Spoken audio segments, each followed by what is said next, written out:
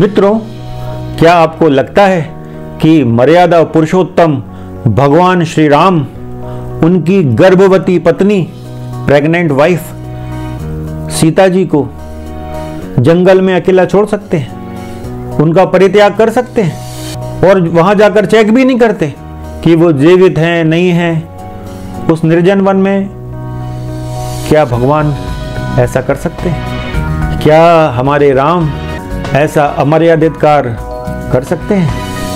राम राम राम राम राम राम राम सीता राम सीता राम। मित्रों नमस्कार, हमारा नाम है हर्ष तिवारी और आध्यात्म जगत के इस चैनल रामायण बाय हर्ष तिवारी में आप सभी का बहुत बहुत स्वागत करते हैं। मित्रों, जब से वाल्मीकि रामायण में माता सीता के परित्याग का प्रसंग आया है और भगवान श्री राम के दो पुत्र तथाकथित दो पुत्र लवकुश का जंगल में जन्म होना ऐसा लिखा गया है, तब से ये अत्यधिक विवादास्पद विषय रहा है। लगभग 2000 वर्ष हो गए, थोड़ा सा अधिक समय हुआ इस बात को, लेकिन 2000 वर्षों से ही ये एक विवादास्पद मुद्दा रहा है कि क्या भगवान श्री राम ने उनकी पत्नी को जंगल में छोड़ दिया और वहां उनके दो पुत्र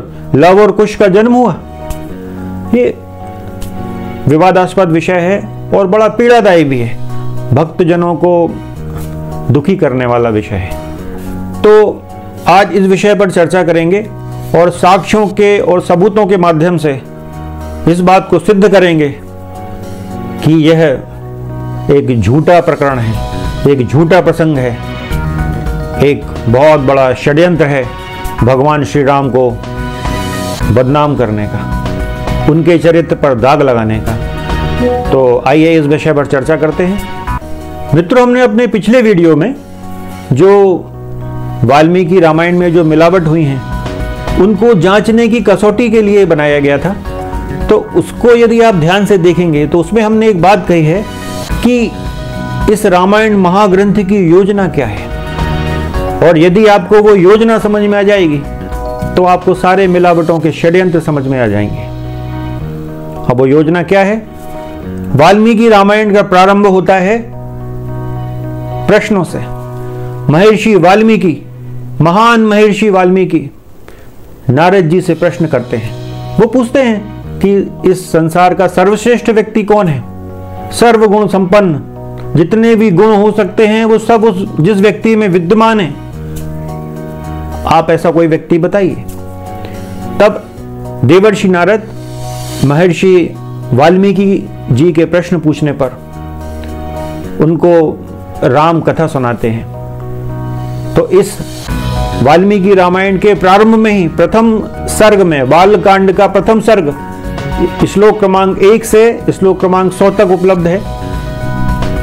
उसमें श्लोक क्रमांक 7 से श्लोक क्रमांक 100 तक देवर्षि नारद राम कथा सुनाते हैं और इस राम कथा को लघु रामायण कहा जाता है। अब इतना महत्वपूर्ण ग्रंथ है रामायण, यदि वेदों को और उपनिषदों को कुछ समय के लिए छोड़ दें तो सर्वाधिक महत्वपूर्ण यदि कोई ग्रंथ है भारत के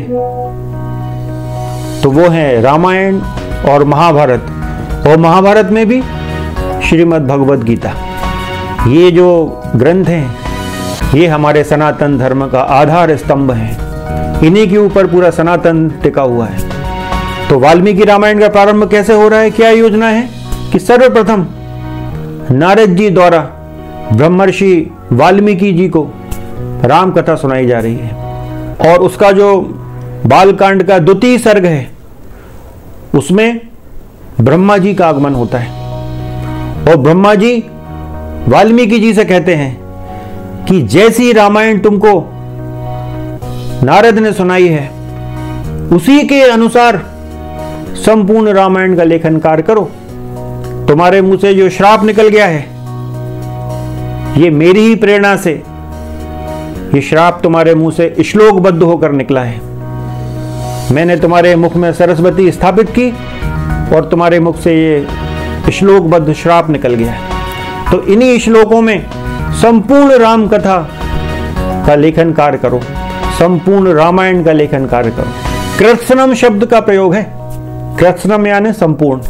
तो आप वाल्मीकि रामायण की योजना देखेंगे तो कृत्स्नम शब्द से ही प्रारंभ हो रही है और अंत में युद्ध कांड पर कृत्स्नम शब्द पर ही समाप्त हो रही है।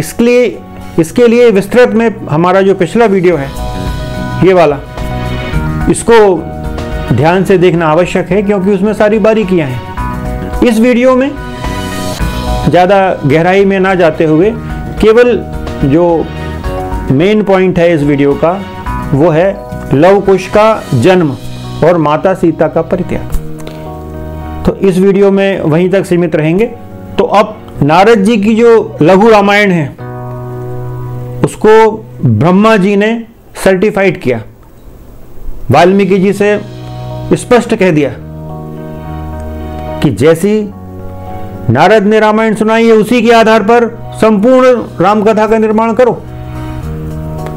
तो अब वाल्मीकि जी तो बाध्य हो गए ना कि जैसी नारद ने सुनाई है उसी के आधार पर पूरी राम कथा का निर्माण करना है। तो मित्रों, बाल कांड का जो प्रथम सर्ग है, श्लोक क्रमांक 1 से श्लोक क्रमांक 100, इसमें वाल्मीकि जी के प्रश्न भी हैं और नारद जी द्वारा सुनाई गई संपूर्ण राम कथा है।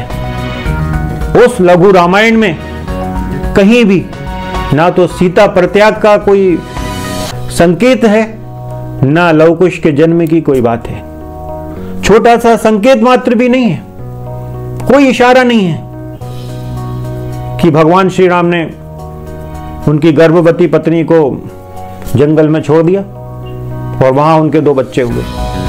चलिए मान लीजिए कि नारद जी भूल गए होंगे, इतनी सारी कथा सुनाई उनने, हो सकता भूल गए हों। लेकिन जब द्वितीय सर्ग में, इसी बालकांड के द्वितीय सर्ग में जब ब्रह्मा जी आते हैं और वो कहते हैं कि जैसी रामायण तुम्हें नारद ने सुनाई है उसी के अनुसार लिखो। यदि सीता का परित्याग हुआ होता और लव कुश का जन्म जंगल में हुआ होता वाल्मीकि जी के आश्रम में, तो वो कहते नहीं ब्रह्मा जी कि नारद ने तुमको जो राम कथा सुनाई है वो अधूरी है, झूठ बोला उसने, छुपा गया वो बात। असली कथा तो यह है कि श्री राम ने उनकी गर्भवती पत्नी को जंगल में छोड़वा दिया है, वहां उनके 2 बच्चे हुए हैं, लव और कुश। तो क्या ऐसा हुआ? ऐसा तो बिल्कुल नहीं हुआ। ब्रह्मा जी क्या कह रहे हैं कि जैसी रामायण तुम्हें नारद ने सुनाई है उसी के अनुसार लिखना, उसी के अनुसार लेखन कार्य करो। इसका क्या मतलब है? इसका यह मतलब है कि सीता का तो परित्याग हुआ ही नहीं है, भगवान ने कभी सीता को त्यागा ही नहीं है। और जब सीता को त्यागा ही नहीं है तो लव कुश के वो जंगल में पैदा होने का तो कोई प्रश्न ही नहीं उठता। तो ये तो कोरा झूठ है।